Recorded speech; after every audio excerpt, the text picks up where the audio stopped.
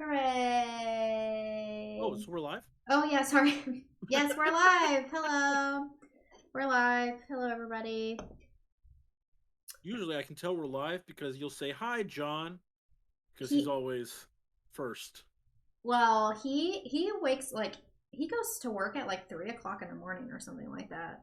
So, he doesn't always make the show. He had like COVID or no, he just had the flu the last time we were here, which is why he While he was at home. came. Yeah, but That he makes sense. he came to my stream for a little while today. But yeah, he goes to bed at like fucking 5 o'clock or something, which sucks. Well, Jen, how was your day? It was great. I woke up and Grabbed your brush, put on a little makeup. I did brush my hair today. Yes, that is true. I posted on Twitter as soon as I woke up and I was like, okay, guys, I can actually do very important work today, or I can just stream Star Wars. And everybody was like, stream Star Wars! So I did go to the post office, and then I ate a sandwich, and then I played Star Wars for like 3.5 hours. So, That sounds like a pretty good day. so it was a pretty great day. It was pretty I good. woke up Yeah. and went to work, Oh, yeah. Wow. and then I worked, Yeah. and then I came home, had dinner, and now I'm here. That is How my day. how was work? It was fine. Work was fine. Yeah. Are you Yeah, still not a bad day. Not a bad day. what'd you have for dinner? My dad and I've been doing Hello Fresh. Oh, yeah. So I got the creamy rigatoni with broccoli and pork sausage. That sounds really good. It was really good.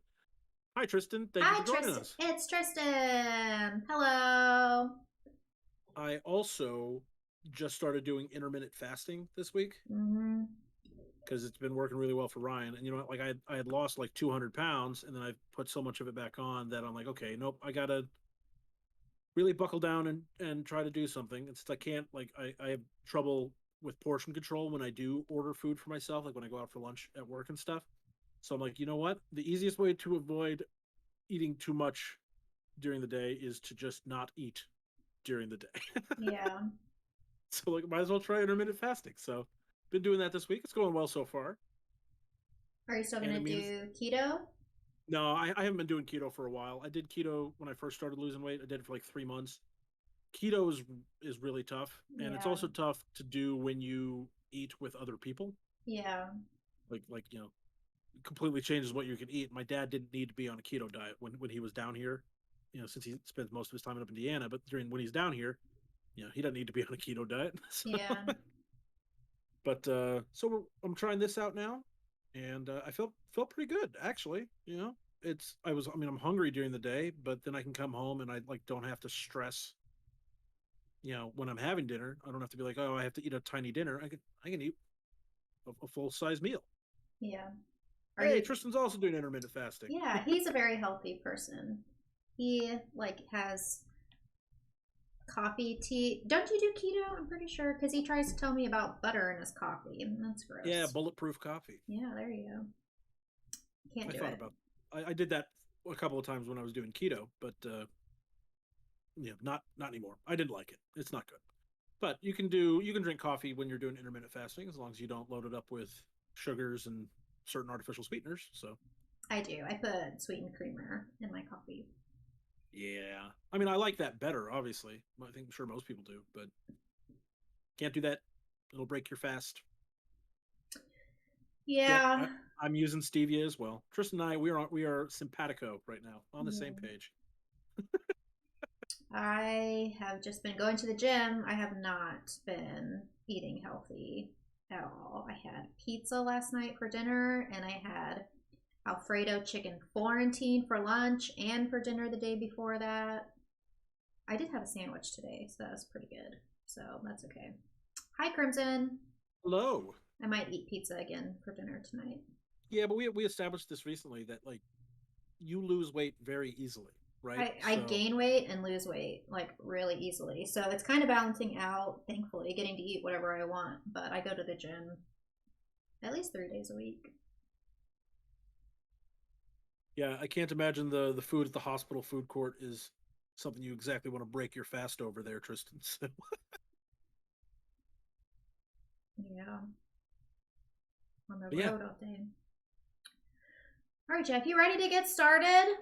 I'm yes, let's get started. I believe you've been really in a groove. So if I were to ask you what you want to talk about, as the show is called, if you ask me, If you uh, ask me, I'm gonna get it. Okay, let me just try it. honestly, that was the least butters it's ever Okay, sounded. let me see. If you ask me, is that a good British? I'm trying to be British, and it's Oh, not working. you're trying to be British. Oh, what do you think I Oh, was doing? I had no clue. Yeah, I'm not very good at it. It's fine. Yes, you try talking through your teeth. If And then, you ask me, if you ask me, yeah, it's good. I forgot. I was working on a logo before last show, and then I totally forgot about it. So yeah, it's okay. People don't seem to mind our basic it looks font. great. It looks great. I love it. Chris has Don't got a worry. great question. Okay, well, should we start with it? We should start We with should it. just Let's. start with it. We were going to Yes. talk about that today. So I have the new expansion for Star Wars The Old Republic has come out. Legacy of the Sith. It is 10 years since the original. Let me show you. I'm really cool. Guys, look how cool I am. The original collector's edition of the game from 10 years ago. I did play it when it came out, but I actually didn't play it for very long. It was the same time that I was still playing Vanilla WoW. So it came out and I tried it for a little while, but then I just went back to WoW. I So have that statue somewhere. Now I'm wondering where it is. if you have it and you don't want it, give me his lightsaber because mine broke.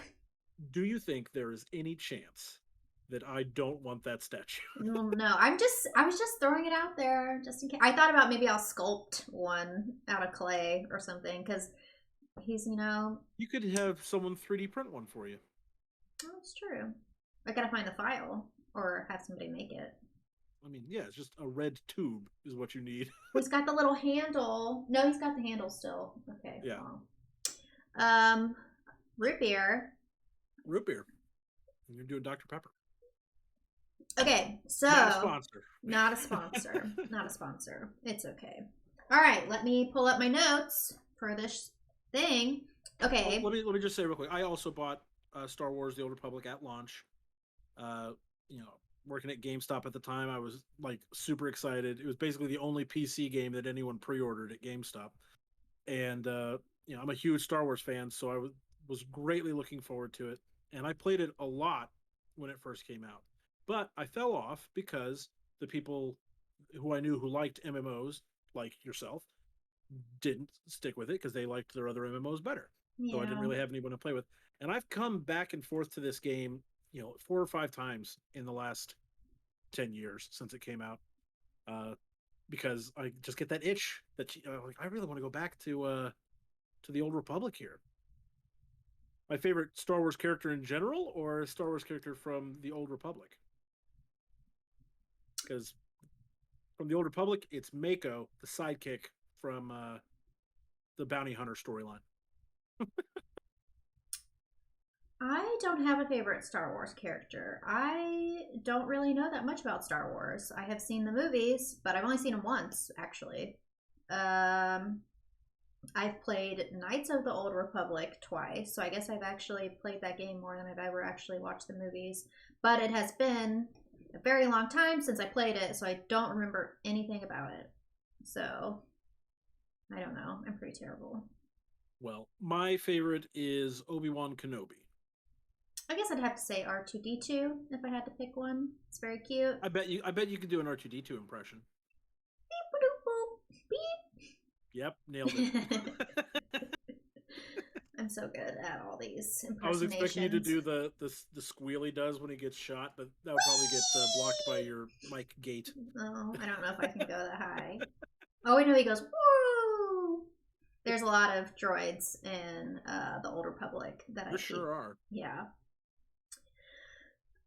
So I have been playing kind of like unpopular opinion, but I've actually been playing it as a single player kind of follow up to Knights of the Old Republic. So I'm acting like it's a Knights of the Old Republic 3.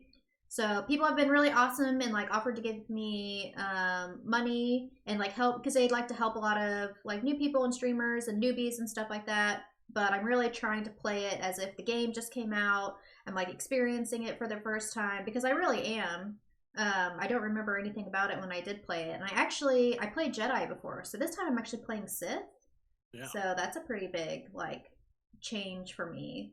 Um, so, anyways, yeah, I'm playing it as like single player. I am gonna do like dungeons and stuff with some people in stream, but for the most part, which is kind of good because I wrote this like it's pretty easy. Once you get your companion, your little sidekick character guy, everything's pretty easy. I've been able to solo all the like 2-person missions and heroics and story quests and stuff like that. So it's really great if you are starting out new and you don't necessarily have anybody to play with. But let me tell you, I have been having a blast. This is the longest I have played a video game, and I don't even know like how long. I streamed for 3 hours. Which is a little. I mean, like it's 3 hours today, and how many hours the day Like before? 3 hours yesterday. So the most you've played a game is 6 hours. I mean, well, I guess I've been playing Divinity 2 with Trevor and Evan, so we Oh, have been okay. doing that. But I don't like not 3 hours, 2 days in a row, back to back. And I quit playing today. Well, I quit playing yesterday because it was like midnight, and I try to stop working at midnight so I get sleepy eventually. Yeah. But I stopped playing today because we had the show. If we didn't have the show, I'd probably keep playing. I might play after the show is After the show. over. Yeah. Yeah. So I had just gotten to the point where I was crafting, so I'm still learning all the crafting. But so what's really cool about this update, which again, if you are new and you want to try something, they changed it to where the classes are not locked with the storylines anymore. So previously, I really wanted to play the Inquisitor storyline because everybody says it's like the best one. But you had to pick between 2 classes in order to have that storyline. So I played a caster, sorcerer character, and I didn't really like it very much at all. You didn't really get to use your lightsaber a lot, and Yeah, that's they're all like, force lightning and stuff. yeah, and that's to me, I want a lightsaber for Star Wars, at least for my first character.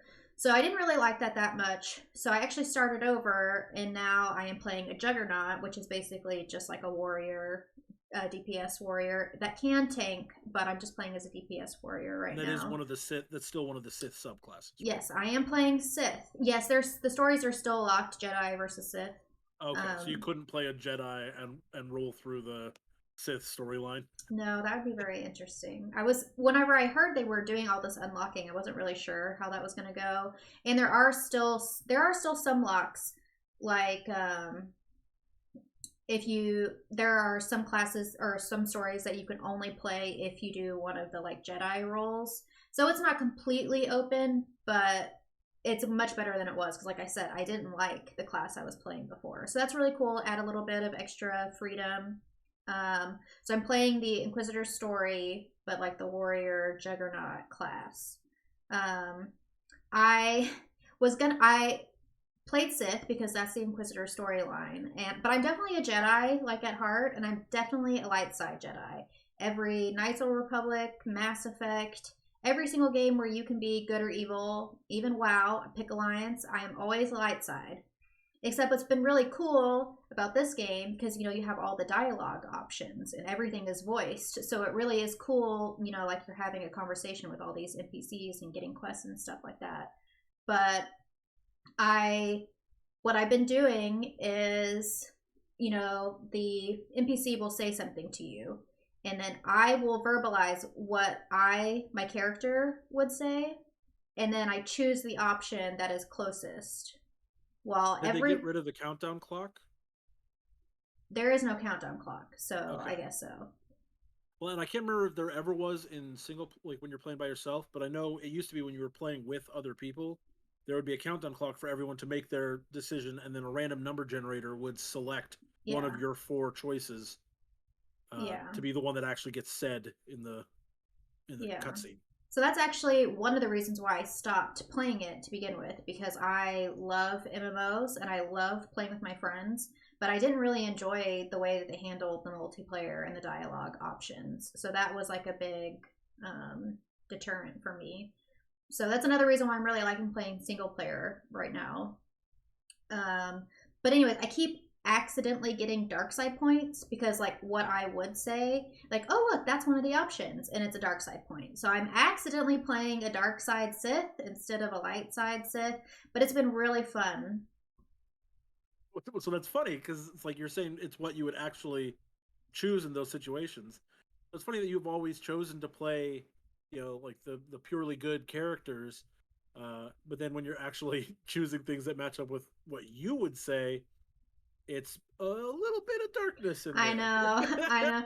Well, I'm trying to play like in character, you know. So usually when I play light side, like Shepard is very to me like respectable, very I don't highbrow is not necessarily the right word, but just very It's like a holier than thou almost. yeah, yeah, and I think that generally tends to be the light side kind of options where you're always trying to do the right thing, always Yeah. going above and beyond to like help people.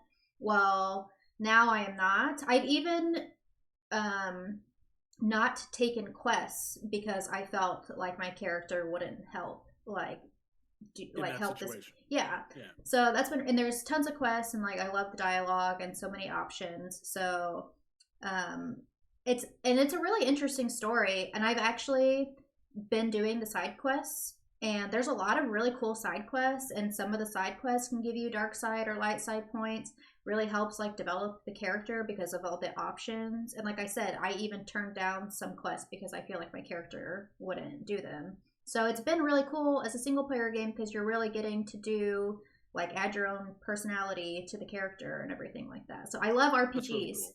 I love RPGs, and so it's really I'm very excited. I really like it. And like I said, it's been pretty easy playing it single player. So I would definitely recommend this for anybody new. All the quest tracking is like pretty easy. I do have some questions that I ask in stream from like veteran players and stuff like that. But It is one of those games that lends itself pretty well to playing solo, despite it being an MMO. And I mean, even from the launch, other than the way it handled conversations, you know, the multiplayer was fine, but single player was good from the start. And yeah, that was a big complaint for a lot of people because they wanted their MMO to be about the multiplayer aspect of it. But the fact of the matter was that it was a really solid single player experience yeah, as well. I'm definitely enjoying that for sure. Like I said, I love playing MMOs with my friends, but I'm purely looking at this as a single player game, and it's great. Really, my only complaint that I've had so far is I love crafting in games, and the crafting has been kind of lame. Like I finally got to it, but um, like you have one crafting profession and two gathering professions, and you can actually send your companion. You Yeah, have I knew like those you things. have like a minion that follows you like Mm-hmm. around and helps you with quests and stuff like that. But you can send them out and they can gather stuff for you. Except it costs money. So as somebody who's literally scraping by to, be able to afford them out and stuff like that. And, every penny counts. So you have to spend money to like let them go out, which really When you say sucks. spend money, you mean in-game currency, right? Yes, yes, in game currency.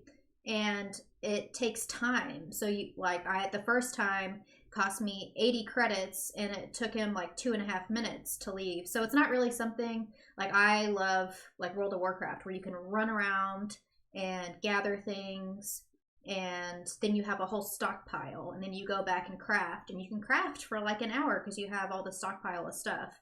But you can't really do that with this. So that's been a little disappointing, but I did only get to craft for like 30 minutes today. So I heard it gets better once you have more companions because then you can send them out That's what I was while. going to say. I didn't want to spoil that in case you didn't know that you would get additional companions later. because eventually you will be sending out multiple companions, which Yeah. does make that gathering go a little faster. And then, Yeah. like Kato is saying here in the chat, you can also gather things yourself if you want to. Yeah. I did notice some nodes and stuff as I was running around, but I hadn't gotten my crafting skill yet. So I did notice that there are things that you can get out, and but I haven't, like I said, I haven't gotten to that point yet. I was just kind of disappointed that it took so So long. when you came back, did you create your new character as a as part of a legacy with your old character? Well, I do pay for subscription, so I have like unlimited character slots. I actually Right. have like all of my old characters from whenever I played in Yeah, they're like still there. vanilla, and but I do have like a boosted character which puts you at level 70, but I didn't do that. I'm starting over from level 1. But as far Yeah, as because you I wanted to play through the whole story. yeah, as far as I know, I didn't get any sort of like So like bonuses or there, anything.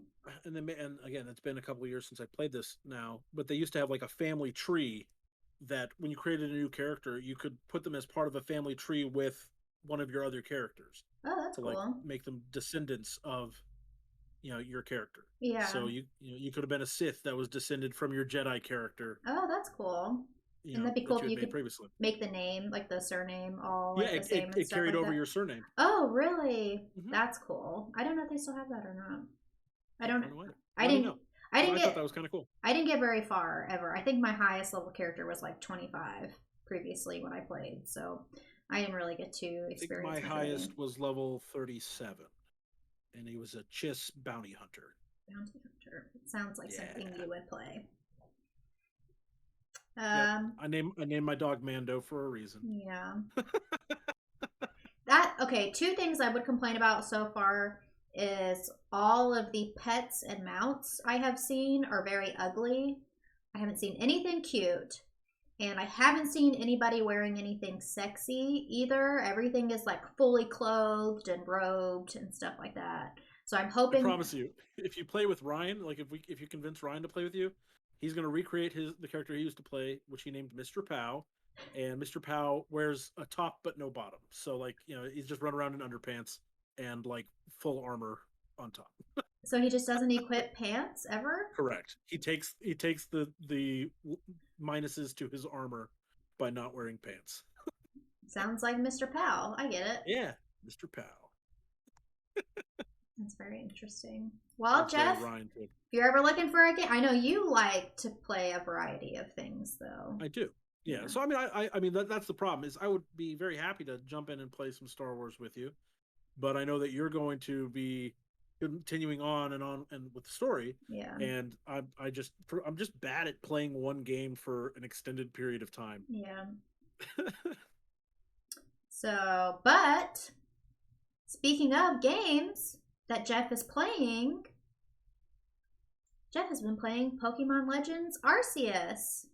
Darn right I have. So, how are you liking that? How much have you been playing this? So I was gonna say, like I just said that I'm bad about playing one game for an extended period of time. I've already logged 55 hours Wow. in this game, which does happen pretty regularly with most Pokemon games for me. I almost always put in at least 100 hours in a Pokemon game by the end of it. But I'm loving it. It's certainly different from the mainline Pokemon games. I don't know. Have you seen anything about this game, Jen? All I know is it's like open world and you actually have the 3D character and you run around and stuff like that. Yep. So it's not a difficult game. It's definitely still it's like I like to describe it as like baby's first Dark Souls. Okay. I'm so bad at Dark Souls. Well, yeah. So then you would be able to handle this. I'm not good at Dark Souls either. So, but like there's dodge rolling and stuff like that, and the Pokemon in the wild, some of them actually do attack you, like attack the player, not just your Pokemon. And if you get hit, it's like if you get hit 3 times, your character blacks out, and you lose a bunch of the stuff that you're carrying. Uh, it has crafting, which is Oh, something cool. that Pokemon's never had, which it's definitely borrowing a lot from Breath of the Wild Yeah, I've heard that. uh, as well. The exploration is very similar to Breath of the Wild as well. Uh, they, I don't know, when's the last time you played a Pokemon game? Heart Gold. Okay, so yeah, so good amount of time ago, at least 15 years ago. Yeah. So At some point in the line of Pokemon games, they got rid of HMs, the hidden moves that you had to teach your Pokemon to like cut down trees or to fly to different locations, stuff Oh, like that. yeah.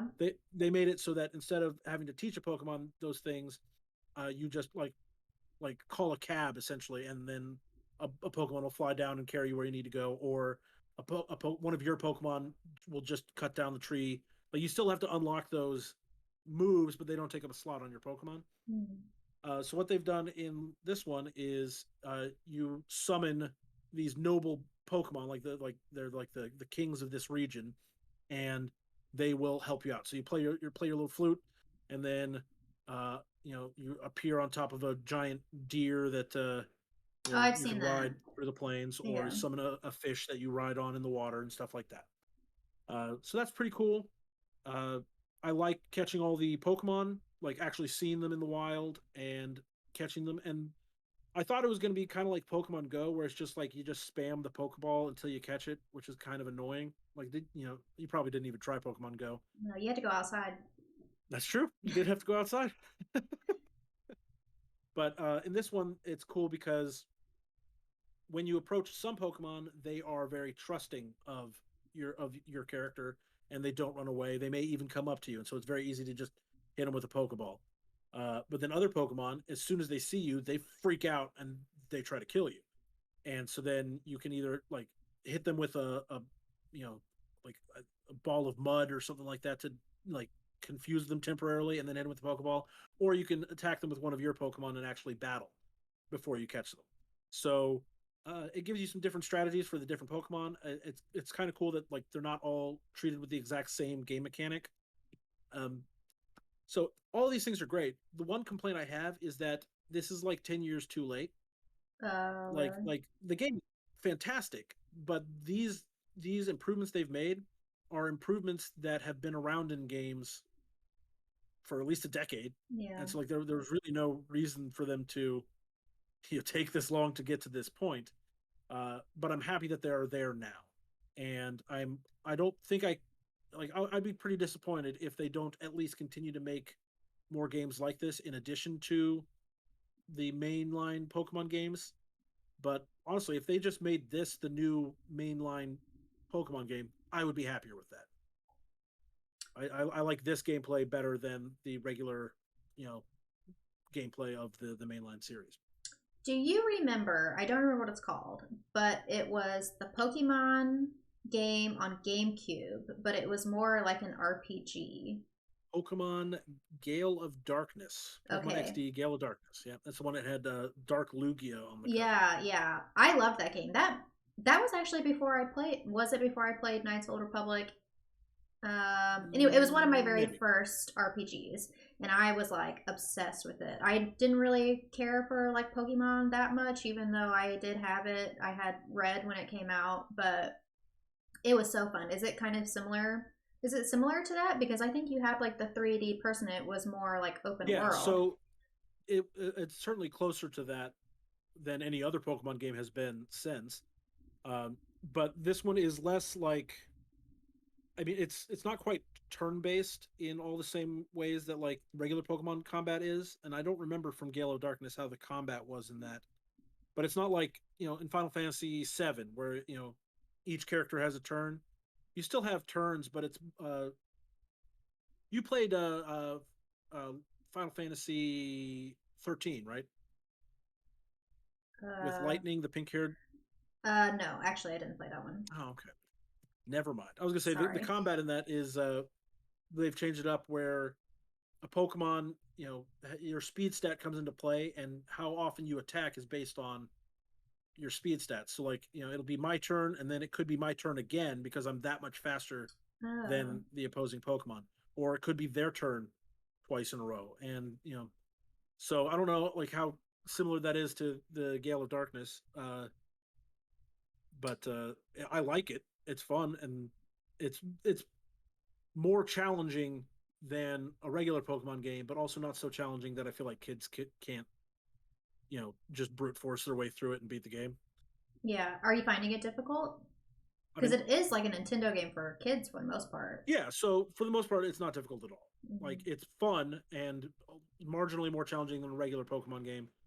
But then the actual boss fights against the noble Pokemon, they have that's part of the story is that these noble Pokemon from this island have been struck by this magical lightning that has put them into a frenzied rage, right? And you have to go calm them down by hitting them in the face with bags of treats. And then once you've weakened them enough, you attack them with your Pokemon, and then you keep doing that the whole time. You're dodging and rolling away from them, and all their crazy attacks. So those are the moments that are the most like a Dark Souls game, like where you're having to roll behind and then hit, roll again before he turns around and does another attack. That sort of stuff. It's all timing and avoiding taking damage. But the dodge windows are really large, so like when you roll, like it's pretty easy to avoid taking damage most of the time. Uh, there's a few times fighting the bosses I got hit like by one thing, and then by the time I stood up again, I got hit again. Mm. And so those are the times that it actually got complicated. And there's one boss fight that I like, honest to God, I don't know like how I was supposed to beat it because uh, they uh, you're fighting an Arcanine, and summons a ring of fire in the center of the map, which you can't pass through, even when you dodge through it. Like you get stuck in the middle of it, and you take the damage. So I got stuck with him in one corner of the map, and I couldn't get away from him, and so I actually got killed twice fighting him. But because it's a kids game and not like a real Dark Souls or even like Breath of the Wild, when you die in those boss fights, they give you the option to just continue where you left off. Yeah. So like, Yeah. yeah, because I'm not playing Pokemon for the challenge. I'm like, fine, whatever, yeah, just keep going. Yeah, Star Wars has something similar. If you die, you can choose to get resurrected right there or go back to town. It does have a cooldown, but like I said, the game's it's really honestly like so easy. I hardly I did struggle with the first like heroic quest because you needed two people, but once I got my companion, it's just super easy. But yeah, so I mean, it sounds like kind of a similar experience for Pokemon. It's not hard. Legends Yeah. Arceus is not a hard game, but it's fun, and it's the most fun I've had with a Pokemon game in the last couple of generations. So you know, if you ask me what I would rate it, I would probably give it. I want to say a 9 out of 10. I'm a huge Pokemon I fan, would say you're a so very big Pokemon fan. take that with a grain of salt because I do love the franchise a whole lot.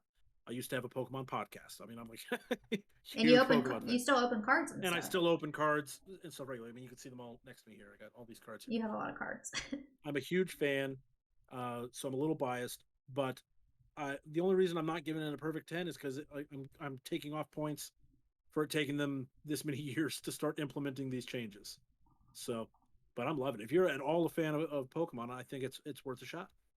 I didn't rate it, but Star Wars. If you ask me, I'm giving it I'm giving it a 9. And the only reason why I'm not giving it a 10 is because I do wish it was a little bit more difficult.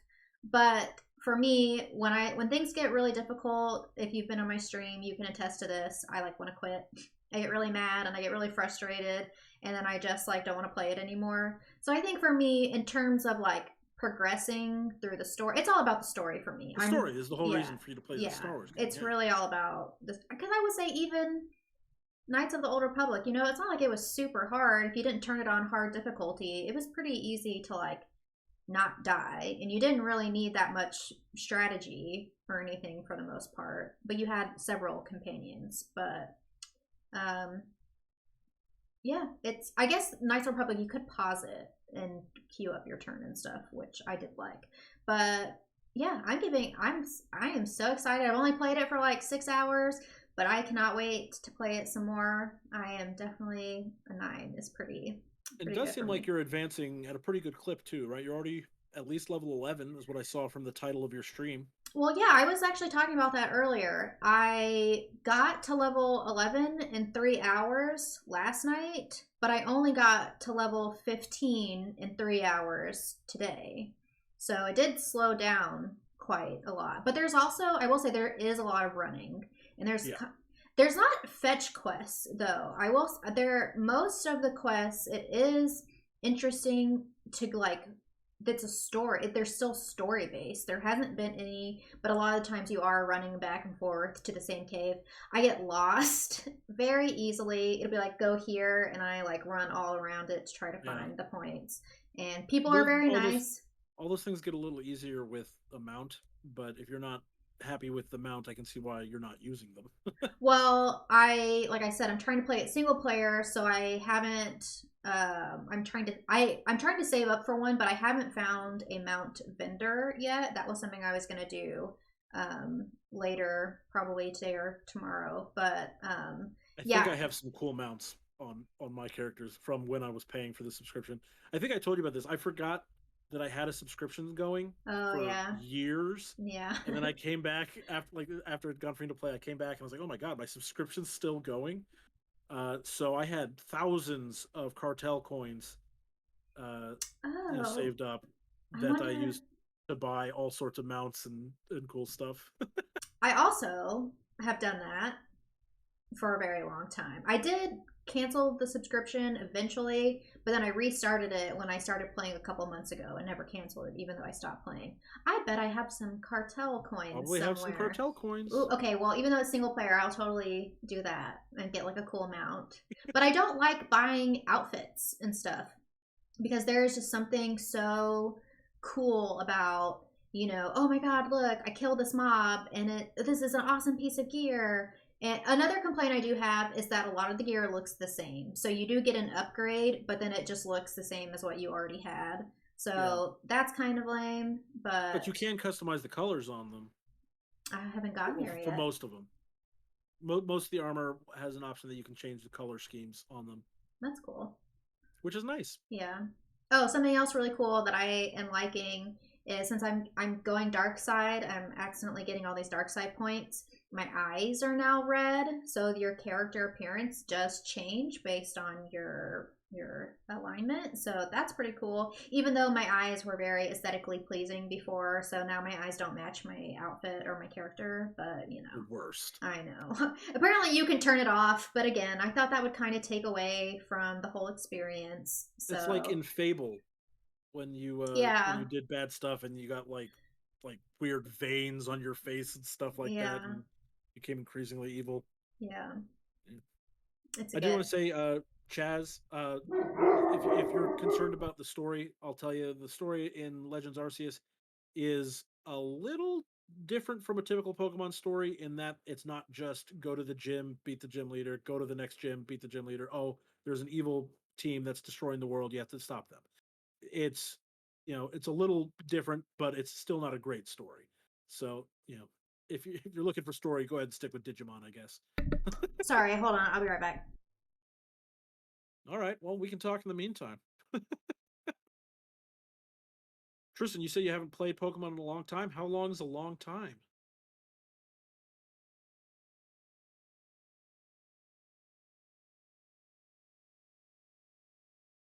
For me, I buy every single one. Oh, Game Boy. Yeah, that's a long time. It's been 25 years since it first came out on the Game Boy. Yeah. Tristan hasn't played Pokemon Sorry. since the Game Boy days. Oh well, that's technically me there. Heart Gold. That was. No, Heart Gold was on the DS. Oh yeah, that's true. So I never played Digimon. Never watched the show. I literally don't know anything about You Digimon. never even had a keychain Digimon? Mm-mm. Oh, okay. Did you have a Tamagotchi? Yes, I did love my Okay. Tamagotchi. They always died. Oh wait, I Yes. had a Gigapet. I was a Gigapet person, not a Tamagotchi person. Oh, okay. I had a Tamagotchi and that died, and I had a Digimon, and it turned into a poop monster. I think I didn't take very good care of it, and Yeah, it turned into a poop monster. yeah. What are you gonna do? I remember the Gigapets. Had like the cat and the dog, but I also had a baby. one, and I can't remember if it died or do they get You like. definitely let that baby Yeah, I die. definitely, because it's fun for like a little while, and then you're like, oh, I have to feed it again. I think it's fun all the time, but who actually has time as a child to, like, when you're in school, pull out your keychain monster and take it for a walk? Oh yeah, You can't do that. You're in school. just shake it. Oh, don't like that. No, no. In fact, with Digimons, that was how you turn them into poop monsters. Oh really? Yeah, if you didn't clean up for them and you didn't feed them regularly, or you abused them, You they can would. abuse them? Yeah, shaking. Oh wow. I don't know that. I wasn't an abusive parent apparently. Well, that's good. You know, But yeah, do so that's Pokemon Legends Arceus and Star Wars: The Old Republic. Obviously, we're both having a lot of fun. yeah. Uh, and then, so the next thing that we wanted to talk about today, or is something that I wanted to bring up, which is a new TV show on Netflix called Murderville. Murderville. I know that guy. So yeah, it's Will Arnett, who you may remember from Arrested Development. He's also the voice of Lego Batman and all sorts of other stuff. Very very humorous guy. This show is really something unique, which is why I wanted to talk about it. I've only seen the first 4 episodes. There's only 6 episodes so far. But the premise is that Will Arnett plays a police detective named Terry Seattle, and Terry is an old timer cop. He's been on the job a long time, and his partner died, and so then the premise is each episode he gets a new partner, and the partner is always a celebrity guest who is brought onto the show and is basically playing themselves, but themselves as a new rookie police officer. And the trick is though, not only does he get a new celebrity guest partner every episode, the celebrity guest also doesn't get a script. Oh. So they have to improvise their way through the whole show, and uh, at the end, of each episode, Will Arnett's character makes the celebrity guests solve the murder. So like they Oh have to like wow. pay attention to clues that are left in the show, and sometimes they're pretty obvious, and other times it's like, oh wow, if you were actually you know the actor in the show, there's no way you would have noticed that clue. But then they ask them like, okay, so who did it? And then they say who they think did it, and then they reveal who the actual murderer was on the show. So it's a really like cool you know take on a detective show. Obviously, it's also a comedy because there's no way this sort of thing wouldn't be a comedy. I've really enjoyed it so far. Like I said, I watched the first 4 episodes. They had Kumail Nanjiani as a guest, who was from Silicon Valley and the Eternals, and all sorts of stuff like that. And then Marshawn Lynch, who was a professional running back in for the NFL for years. Uh, he was most well known for not getting along well with reporters, and like there's a whole season where like there was one game where he didn't show up for the post game conference, and he got fined, and so then he showed up to every conference after that. And when the reporters would ask him a question, he would just respond, "I'm just here so I don't get fined." Yeah. So like really, he's a unique guy as well. But so they have these pretty varied guests and really crazy storylines. Uh, it's not the funniest show I've ever seen by a long shot, but it's pretty funny. And even the moments that aren't that funny, I still get some extra enjoyment knowing that like they're completely being improvised, and the actor, the celebrity, has no clue what's happening, and so it's pretty enjoyable. Does that sound like something that you'd be interested in at all, Jen? Actually, that sounds really cool. As soon as you started talking about it, as soon as you said improvise, I really do love anything that's like good time. I love anything that has any improvisation like whatsoever because I totally respect that. I don't know that that's something that I could do, but that sounds awesome. Like I would love to do that with like a friend, like one person actually like set up something and you guys put clues and then all your other friends are kind of like suspects, but then one person has to like have no idea what's That's going true. That on. sounds like a great premise for like a murder mystery party with your friends. Yeah, that sounds so cool. I would love to do that. It's like I said, if you ask me, I've only seen the first 4 episodes of the 6. So far, I would probably give it an 8 out of 10. So not like the greatest thing I've ever seen, but I'm really enjoying it, and I'm definitely going to finish watching the last 2 episodes because it is something new, right? It's a no, there's no other show like it on Netflix, which is saying something because Netflix has tried basically everything at this point.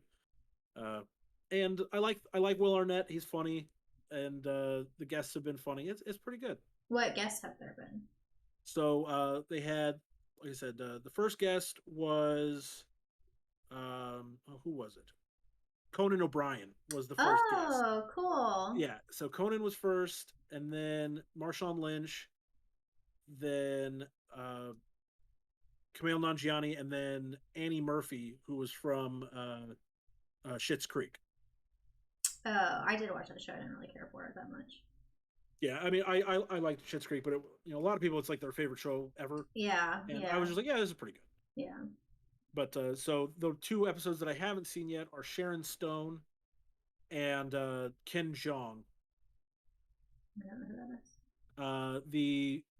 The small Asian guy from The Hangover. Oh, okay. Yeah. I bet that one's probably pretty funny. I'm sure it's gonna be great. Yeah. I find him quite funny in most of the movies he's in.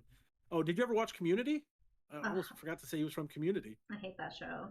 What? Yeah, I know. I'm like the only person who doesn't like that show. I know, but Well, I I'm can't. not I a fan. guarantee you're not the only person because there's a reason that show got canceled multiple times. Oh, So, really?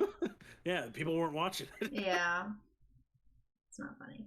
But I'm interested in that show. I'm definitely gonna watch it. Are the episodes an hour?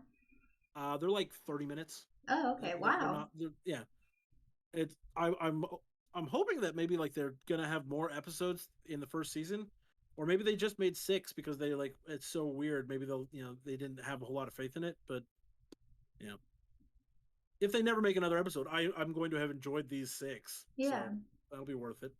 it's unique. I'm gonna watch it and then I'm gonna plan a murder mystery dinner where we will do something like that. That would be a lot Okay, of that fun. would be super fun, and then you can vlog it. Maybe for my birthday. We There you did go. we did Family Feud last year. Maybe we can do a murder mystery thing this year. Sounds good to me. Yeah, that'll be fun. But yeah, so that's Murderville on Netflix. Murderville. What are we talking about next, Jen? Well, I have been watching a show as well. I have been watching on Apple TV Invasion. So I haven't finished it yet. I would like to say I've watched 7 episodes and there are 10. And the reason why I started watching it is because apparently the ending is very controversial, but I don't know why or what, which is interesting because from the episodes I've seen, I don't know what could possibly be like controversial about it. So that's why I'm really interested because to me nothing like crazy or out of the ordinary or anything has like happened. Like the characters seem like well adjusted and everything. So So you don't know any of the reason why it's controversial? I that's all I know. Somebody posted about it and I just know there was like some debate on whether it was like Now I'm curious if the controversy is like it's controversial in that the ending is not good, or it's controversial in that like the ending said something controversial, I or don't the know. ending leaves it open to interpretation. So there's controversy about that. I don't know. I really tried to finish it before we talked about it today, so that way I could have kind of given you. But the episodes are an hour, and I did, I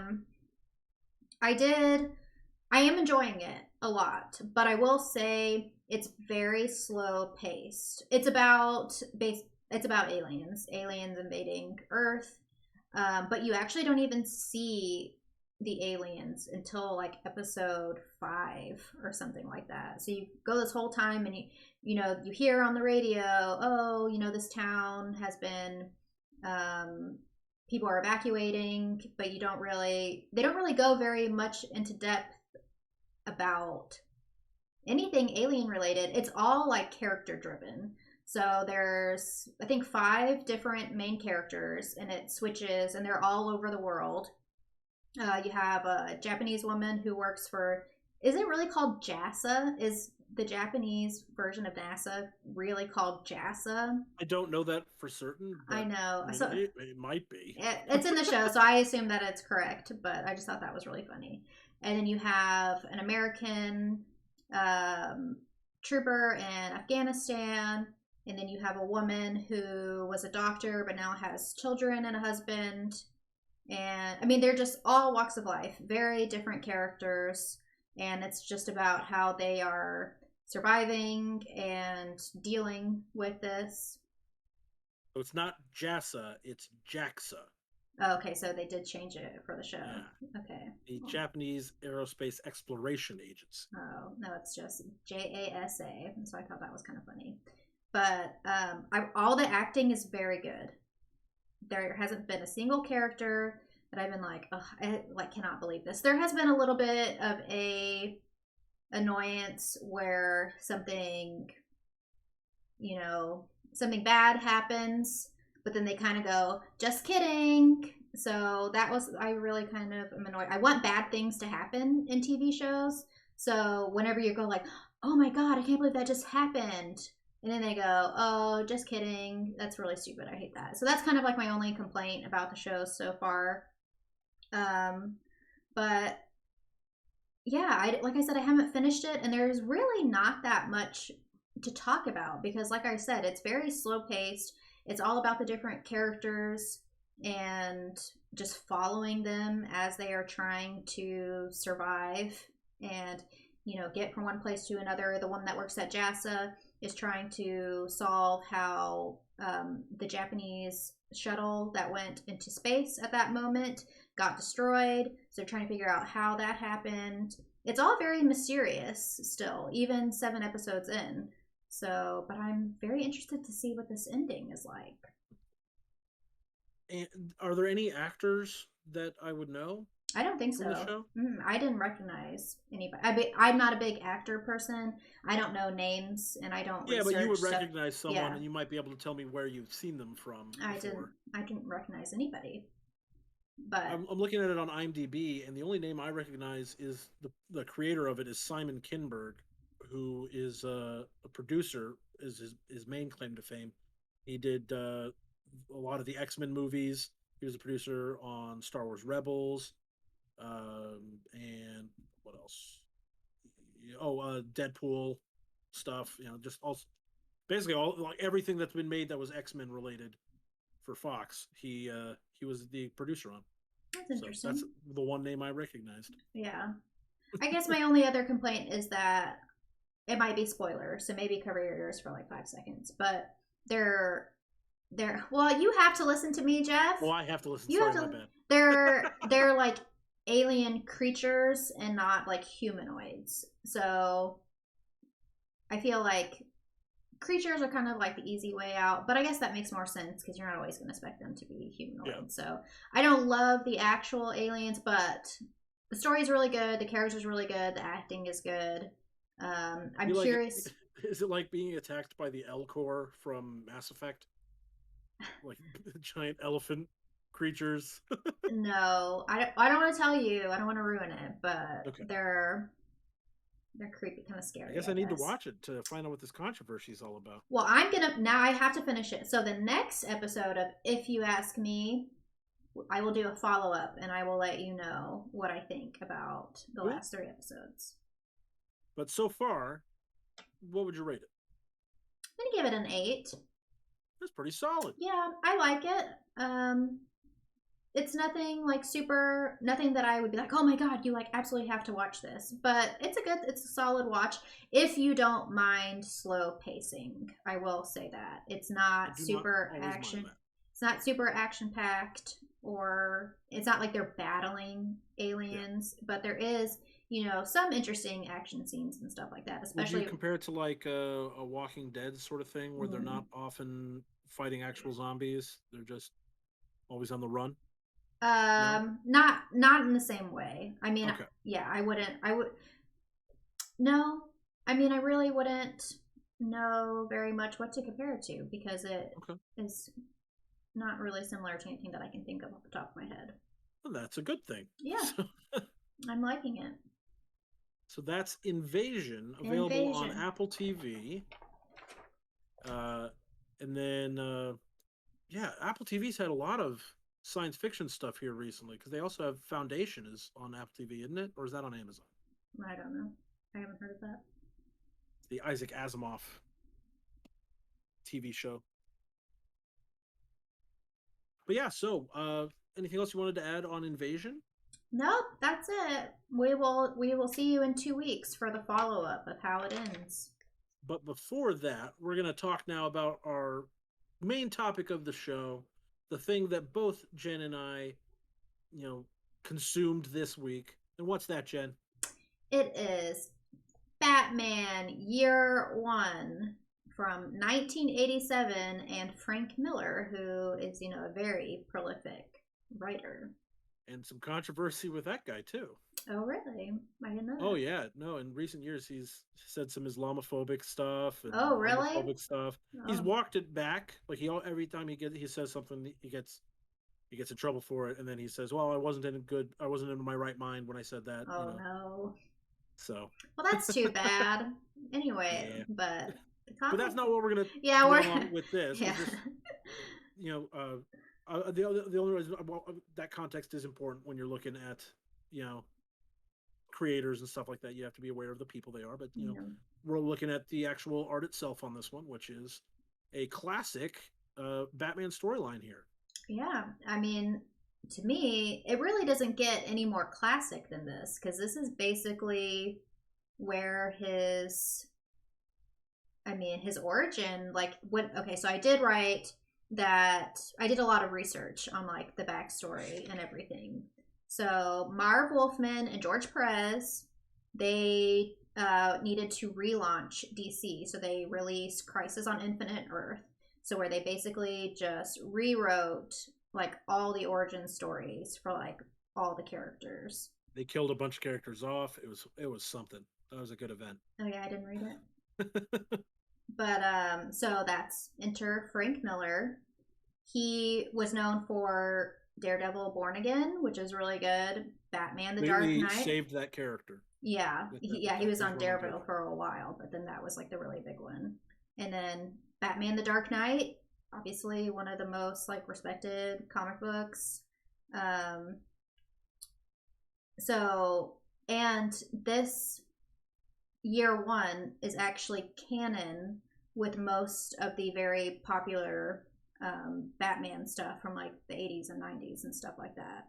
So, which it hasn't been retconned, which is a pretty big deal that his legacy lasted so long through so many things. So it's actually, I wrote down, there's a list of continuity of The Dark Knight, Return, Strikes Again, and number 3. It is the same origin for Spawn and Batman, All-Star Batman and Robin, Batman The Long Halloween, Batman Dark Victory, and they actually continued on with the Year One story.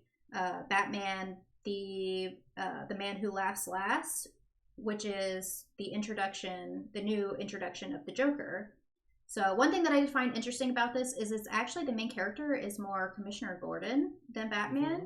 So that was pretty cool, kind of seeing stuff from his perspective.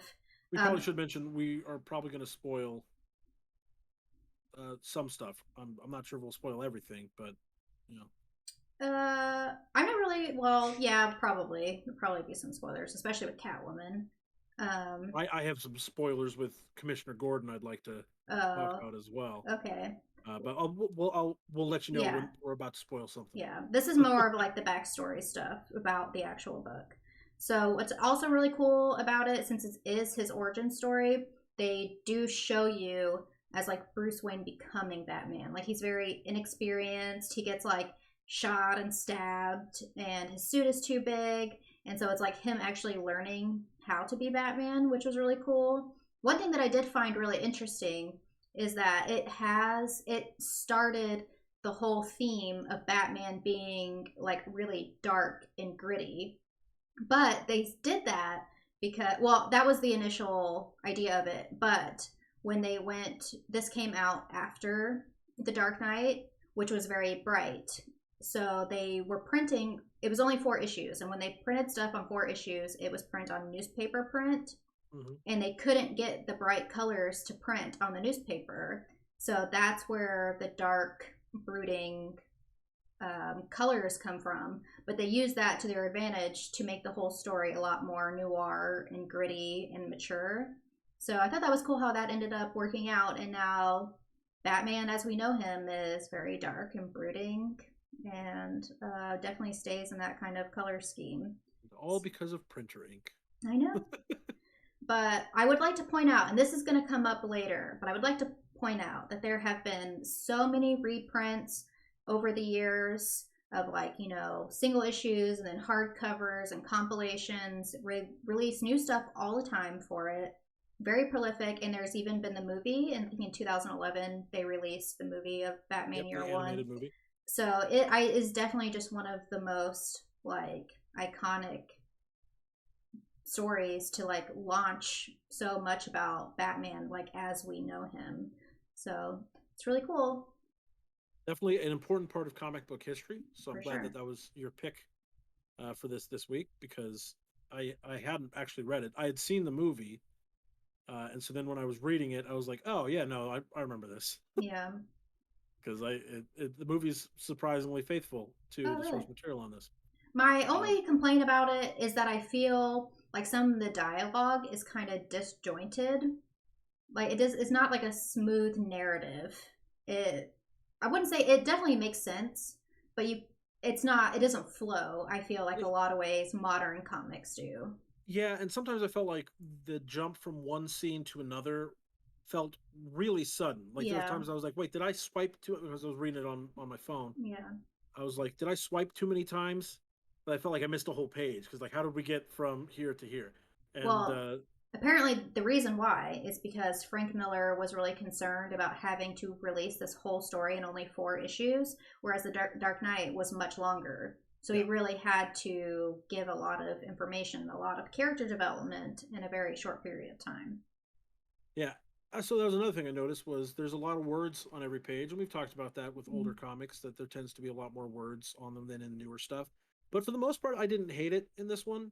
I thought that Jim Gordon's introspection was was good, and it added to the story, added to the character. It wasn't just filling pages. Uh, but my big complaint with this is that, and I can justify it, but one of the things I like best about Batman usually is that he's the world's greatest detective. Yeah. Uh, and he's not a detective in this. And frankly, he's not much of a detective in The Dark Knight either. He solves a lot of problems with his fists. And violence is the first and only answer most of the time for this version of Batman. I think it works better in year one, because he's new at this. He isn't the world's greatest detective yet in year one. He's just learning, and the one part that he does kind of have down is the fighting. So I think you can kind of make sense of that. But so that's one reason I don't think this is my favorite Batman story or anything, because I like it better when Batman gets to outsmart everybody, Yeah. and that's not what he is in this one. But it's still good.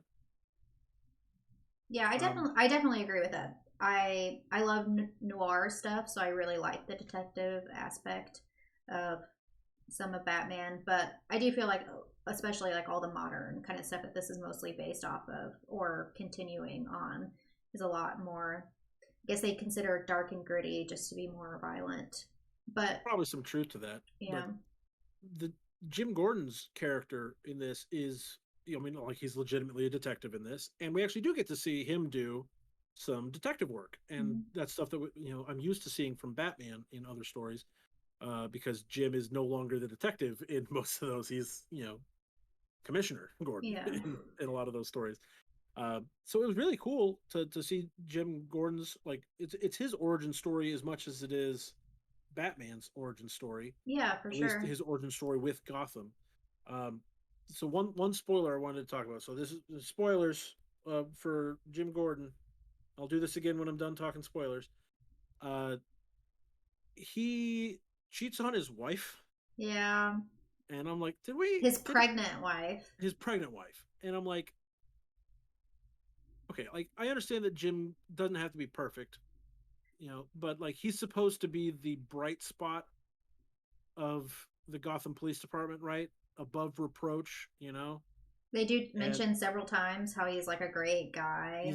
he's a great guy, and he's the hero cop, Jim Gordon, and but then he cheats on his wife with another police officer, and then like he says he's gonna break it off, but then he doesn't. Yeah.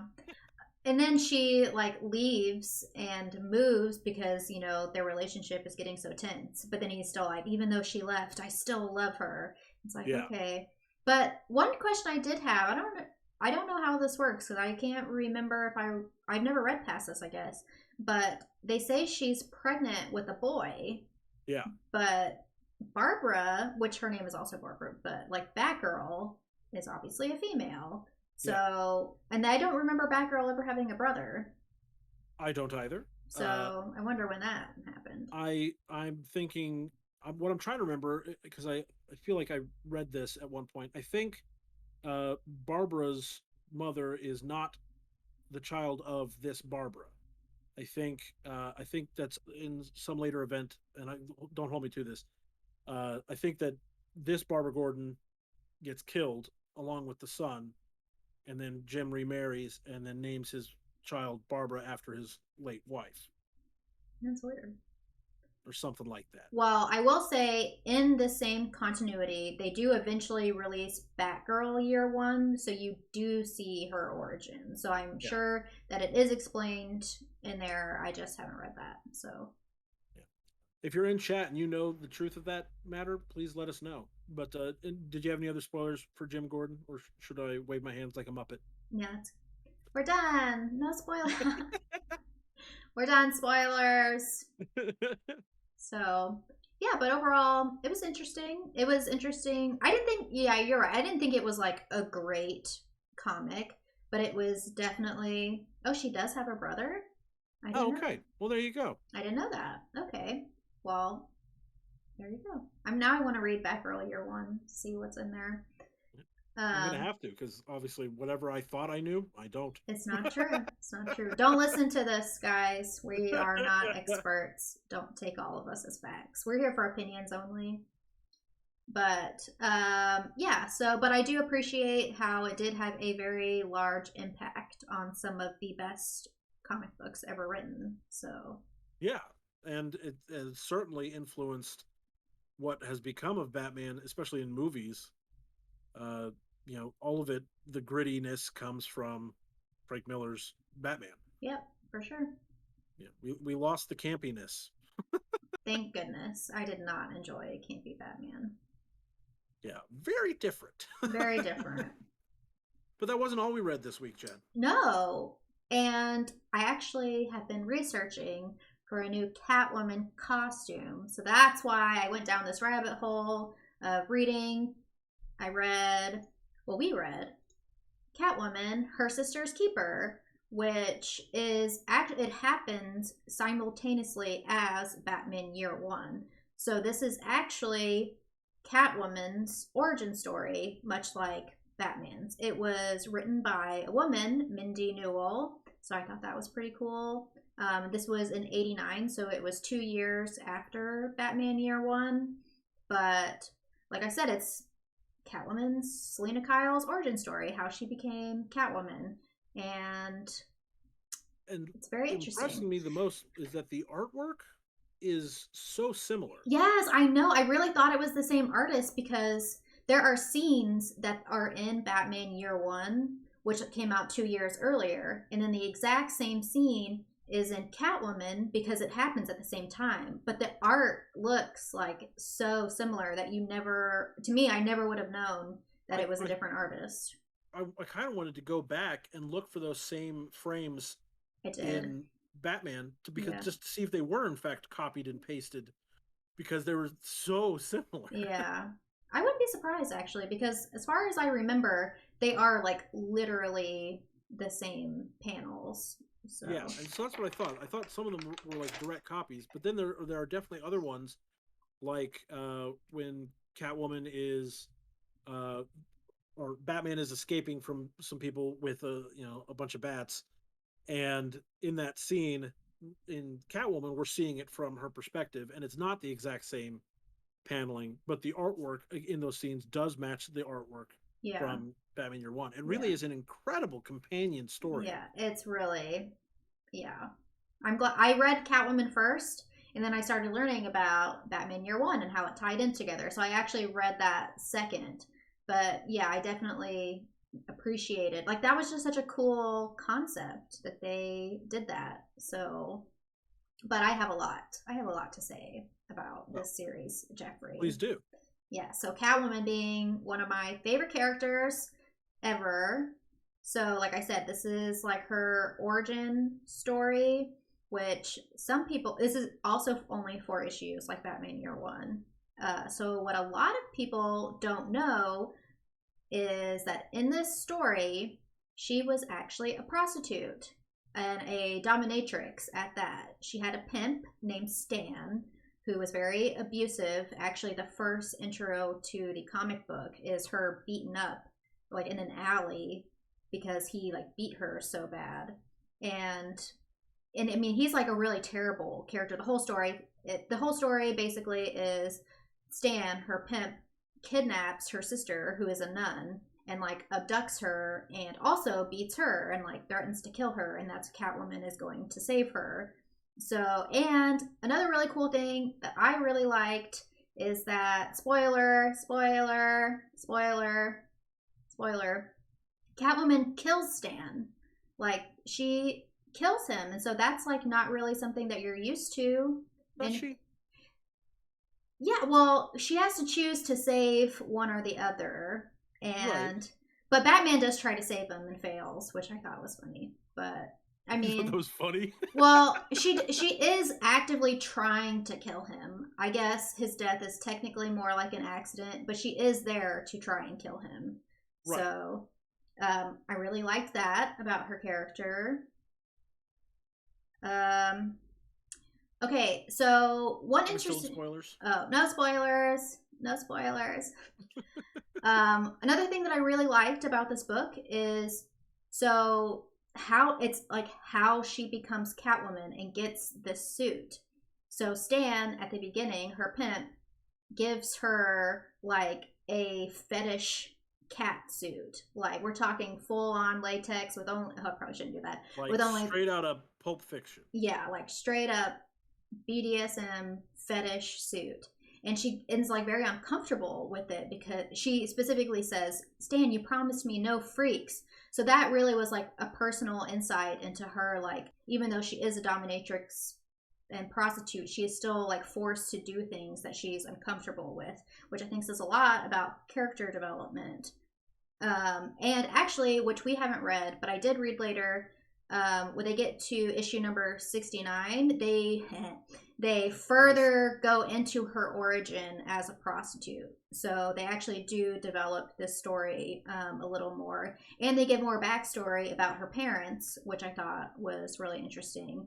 But she has the whole point of this, and why I'm saying is because she has a very very tortured like childhood, and they explain how she ends up becoming a prostitute, which, you know, it's very dark and very gritty, and not a lot of characters have such deep like emotional backstories that are actually really difficult and I could say sympathetic to a plight that she's really going through that really like affects her entire character. uh, and then I have something else to say, but it's further past the actual book, so give your opinion on it first. So I thought it was excellent. The interspersing it with the story from Year One is really interesting. Uh, and her relationship between herself and the younger woman that lives with her, it's not made super clear what their actual relationship is. I think she's just like Just a like child a prostitute sort of that she, adopted, yeah, yeah, that she helps take care of, and is sort of a mother figure too, but also maybe even more sister like. I guess yeah, would be a better way to look at it.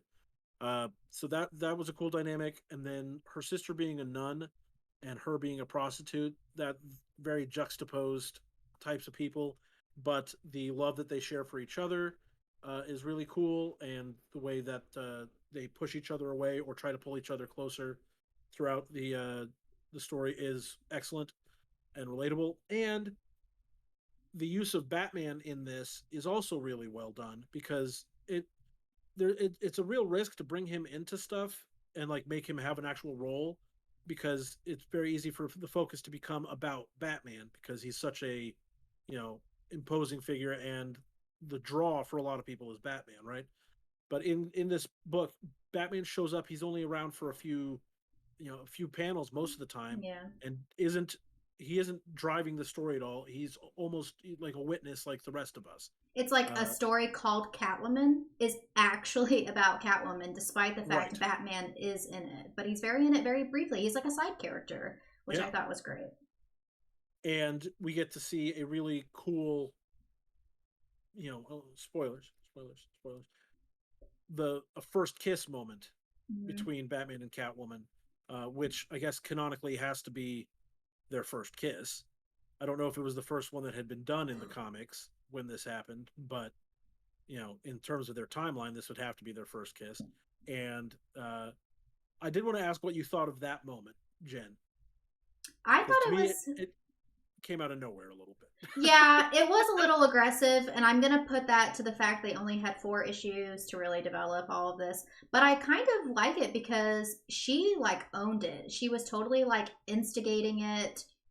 I wouldn't say like forced it, but I mean, she really was like the driving factor of like why this happened. It wasn't like a mutual 5-page romance or anything like that. It happened just like a couple panels, and it was Yeah, very quick, and then it was over, and then she was like, peace. So, I thought it was like, this is one of those moments that I thought, did I miss a page? yeah.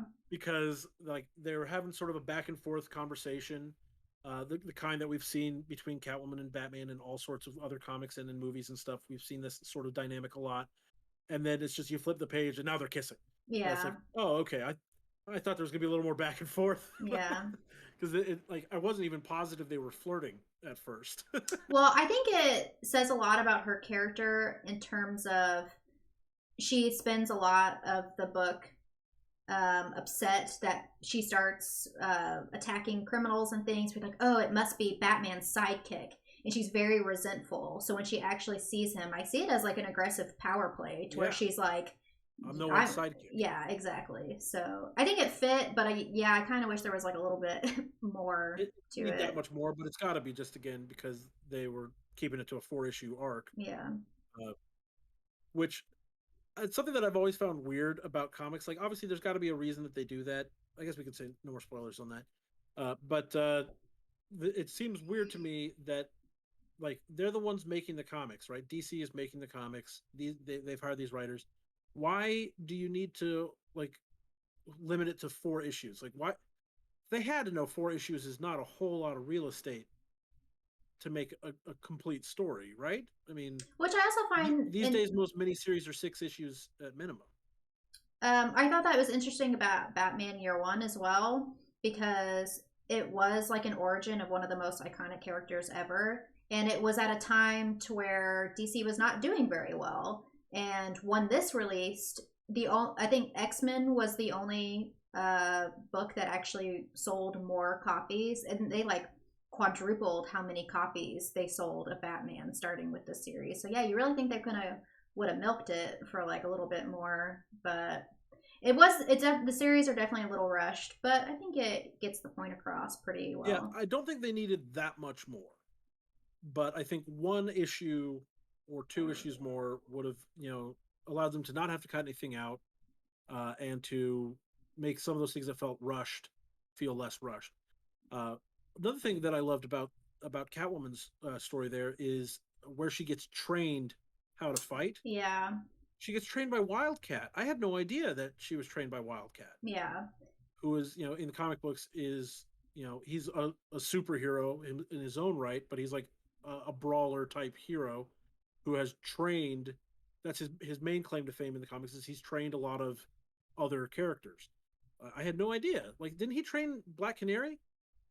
I don't know. Her hand to hand combat as well. I think at least in one version of Black Canary, maybe it was the Justice League cartoon.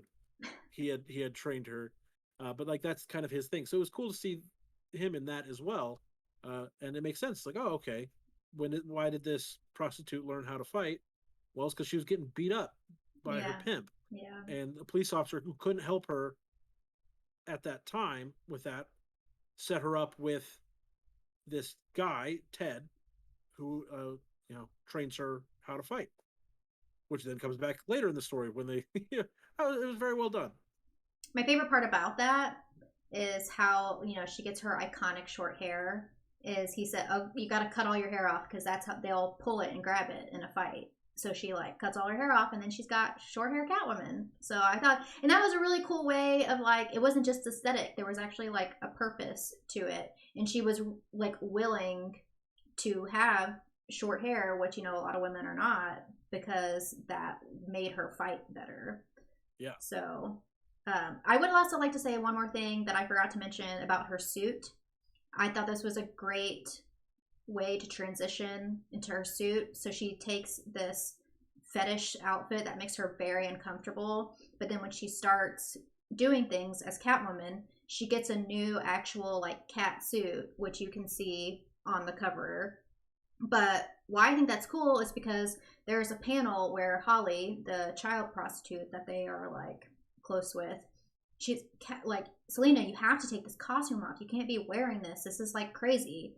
And she says, like, "This suit makes me feel powerful. It makes me feel like I am becoming something other than just this tortured soul. Like, it makes me feel good about myself and it makes me feel strong." So I just thought that was a really cool dynamic. Like, it's giving her costume, even like the whole book is just giving her a purpose. And I think that is just, it's a really great origin story in my opinion. Yeah, it's fantastic, and honestly, it's as good or better than Batman Year One. Yeah. In my book, which I guess we can ask, what would you rate Batman Year One, and what would you rate uh, my or her sister's keeper? Okay, well, I will say I'm deducting points because I don't love the art. Classic comic book art is really not my favorite. I know there was nothing they could do about it. That's just how it was with printing and coloring and stuff like that. But it's just not my favorite. So, and actually on like Goodreads and things like that, Catwoman is rated a lot less than Batman Year One. I think Catwoman generally gets like a 3.5 out of 5, and Batman I think has like a 4.2 or something like that. So it's a pretty big difference. And like, I think Catwoman's better because I love her character, but I love the gritty origin story. It actually is like true to being gritty. Like, Yeah, it doesn't really get any darker than that. So I think I would give Batman an 8 and Catwoman a 9. I was thinking the exact same scores. Yeah. Uh, the I take off for Batman because he's not the detective, and we don't really get to see him learning to be a detective in this one, which is he's from Detective Comics. Yeah. Like that's supposed to be his deal, right? So he loses some points for me with that. But then Catwoman, I think because I wasn't expecting such a like we said like a really gritty like dark origin story. Uh, so frequently when you see an origin for Catwoman, it's basically just that she's a rich girl that wants to steal stuff, and so she leads a double life. Oh, I You have know, I have something to say about this. well, please say it. Jeff, can you believe we went through almost an entire show without me hating anything? I have to, Almost I have to bring up one thing, just one thing that I okay. absolutely hated. So, in 1995, they released Catwoman Year One, where they rebooted her origin story. So, this What? whole book that we just agreed is amazing, super character development, really deep and gritty, like a 9 out of 10, better than Batman Year One. And Batman Year One had, based off The Dark Knight, had all of these follow ups. It is considered his like true origin story. And they rebooted this Catwoman. They made her a burglar, as typical, but she got into some trouble. So she becomes a dominatrix that is employed by Stan. So he's not her pimp, he's not abusive, he just employs her, and they use these strategies to seduce secrets out of very prolific, famous men. So they're where they keep their blackmail stock. them basically. So she's not really tortured or hard on her luck or a deep character at all. They made her, like I said, just this generic burglar. Her antagonist, the person that like she's afraid of and beats her, now they're friends, they're sidekicks together, and they are scamming rich men into giving them secrets for blackmail. So, and then, like I said, okay, so in year one, in Catwoman, Her Sister's Keeper, like I told you, issue 69, LOL, they talk about her parents. Well, her mother committed suicide, and her father resented Selena because they looked similar. So he like beats her. So she runs away, and that's how she becomes a part of this orphanage and blah, blah, blah. So, but this one, when they rebooted her, she suspects that she is the illegitimate child of the crime boss, Carmen Falcone. Yes. So she is now just some basic... Which we do see in The Long Halloween. Her role in that, she's, yeah, they just confronting daddy.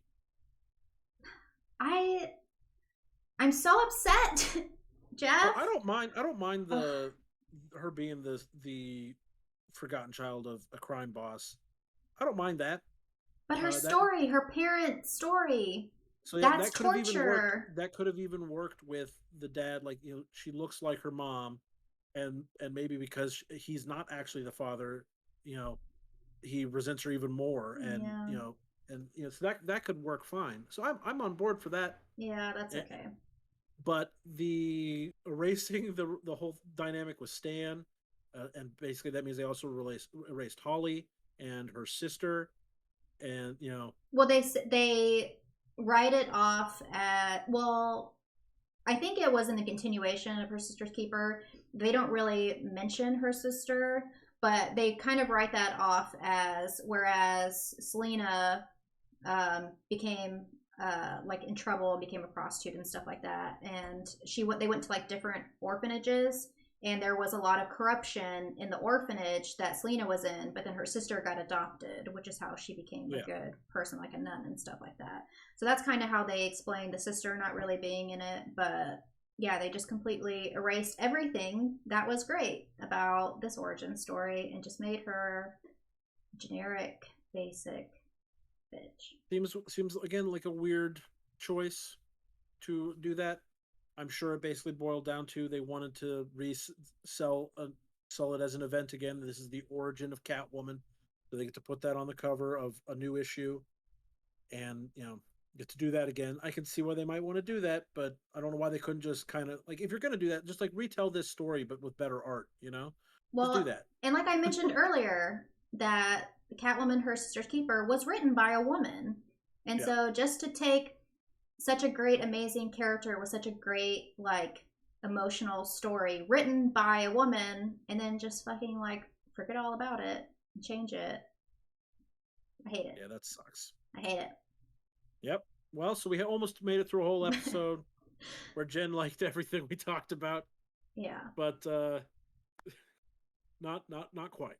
Yeah. So I had to throw in one thing that I hated, and I did hate that. Like, that sucks. That really fucking sucks. Really terrible. But like I said, I am working on a Catwoman cosplay right now. So comic books mistreating women creators? I'm shocked.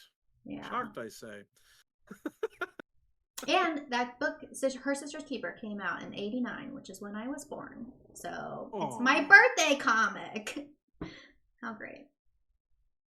So, yeah. No wonder we didn't get into comics as children, Jen. The artwork was terrible. I mean, yeah, I know. I try to go back and read some older stuff.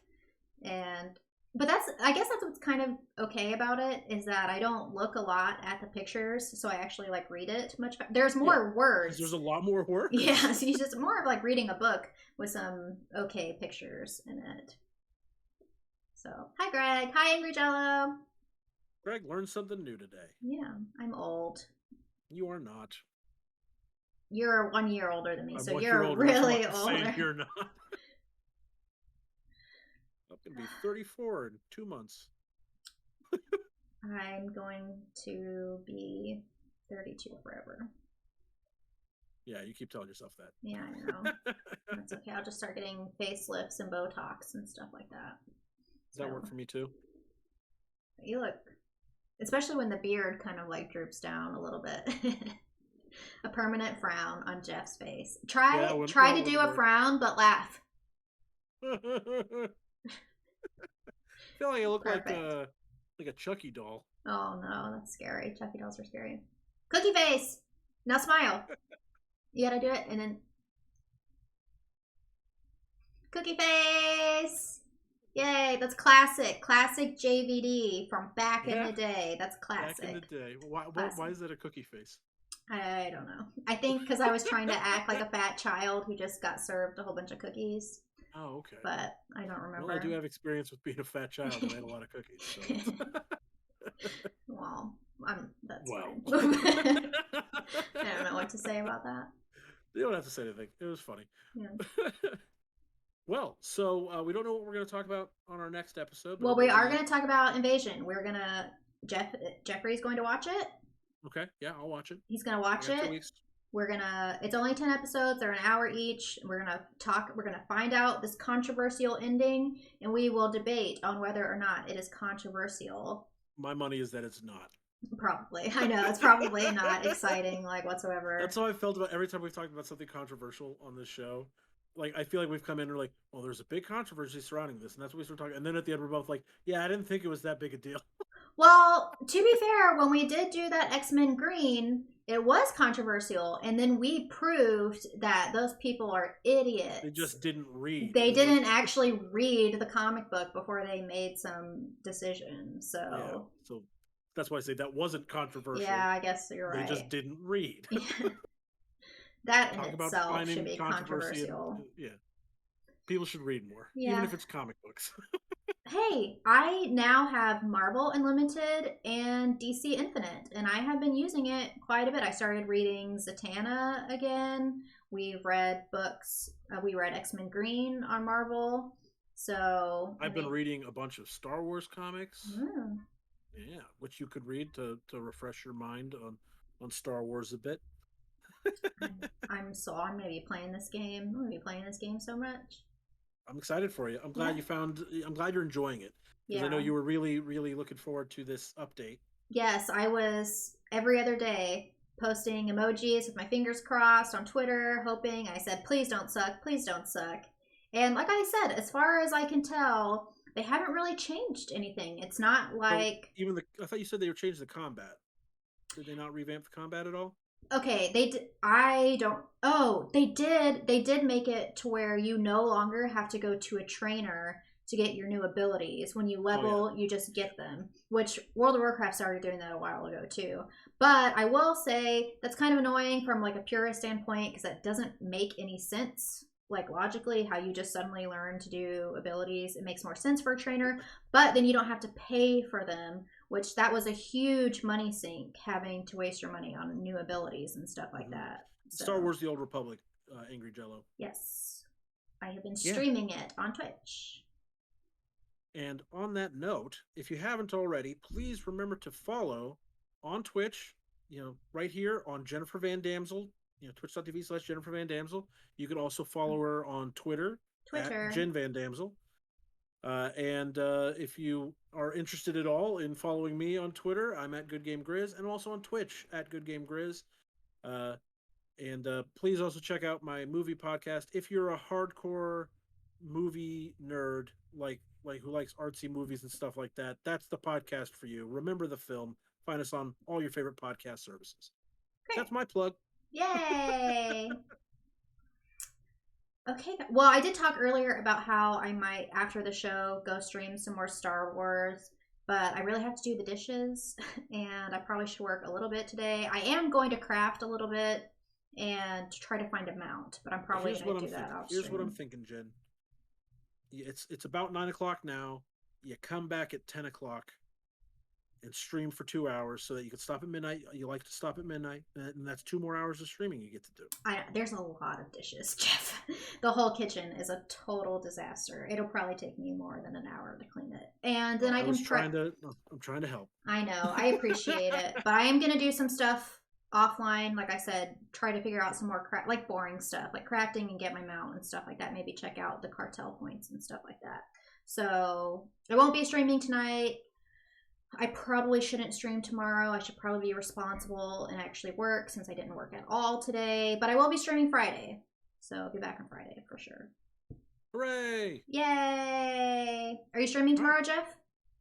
That is up in the air. Okay. I'd like to.